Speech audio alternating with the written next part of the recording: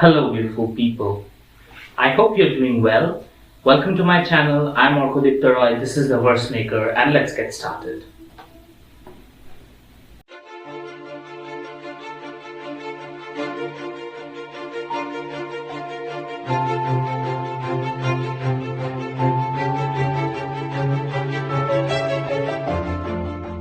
Now that we're done with the fancy stuff, let's get down to work. But before that, let me quiz you guys a bit. No, there's absolutely no gift hamper, no gifts, nothing, nada. I'm poor. No giveaways. Nope, not happening today. Keep it aside. But well, let me ask you guys, what's today's date? I know. Eerie silence, right? You don't remember it. No one does. Well, today is the 27th of August. Now, you might be wondering why am I asking you about the date. The reason is that today is a very special day. It's the National Just Because Day. You haven't heard it, right? No one has. No one has absolutely ever heard about this. But today is the National Just Because Day. And now you might be thinking, what is this day all about?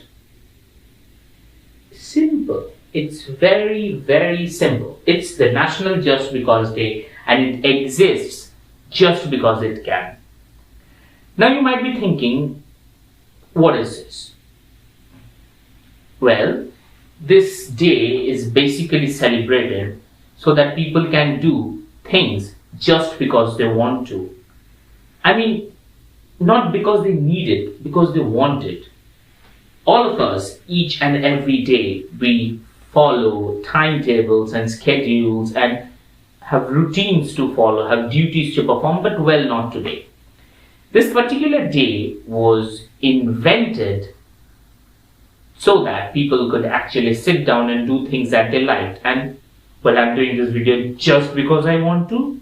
You are watching this just because you want to. Well, since it's a very special day for all of us, I have thought of doing something special with you guys. Coming up today is a poem of one of India's most underestimated writers of all time. The poet, or so as they say, began writing when he was 9 and hasn't stopped since. With a childhood spent in gobbling mysteries of Christie and Doyle and Shukumar and Satyajit Somogro, the individual now fancies himself with writing short stories and poems amidst all the tantrums life throws at him. But now, there, if you haven't already guessed it, yes, it's me. Presenting here an unpublished poem which I wrote in the month of May when the world had turned horrific and hunger was a sole villainy reigning over lands and sleep was a long lost hope in the darkness of life. The poem is entitled Sleep. Just another day, he whispered as the man barged in. Drunk eyes approached her and gazed at her in glee. Sobs muffled slowly as the nights grew dark. He stood out there with food, damp and cold, and ready to be served. A banana leaf with smelly porridge and 2 chilies in hand, he laid there with a stoned face, with his fleets buried in sand. After an hour or so, the wooden door creaked. A soiled, disgusting being came out with a smile across his cheek. As the man walked off to the woods, he rushed in with haste. Tears welled up her eyes as her body lay bare. Food, she mumbled as she beckoned him near. As his trembling hands fed her and wiped her cheeks dry, the overcast sky poured in and the water gushed inside. As she noticed his face, she knew he would leave. Don't go, she begged as her eyes closed away. As he assured her a lie and prayed for hope, the mast sailed high next dawn as he rowed off the shore. They say the Lord is angry. They say it's a war amongst gods. mere men losing lives, becomes a sport for all. As morning passed by, the storm raged high.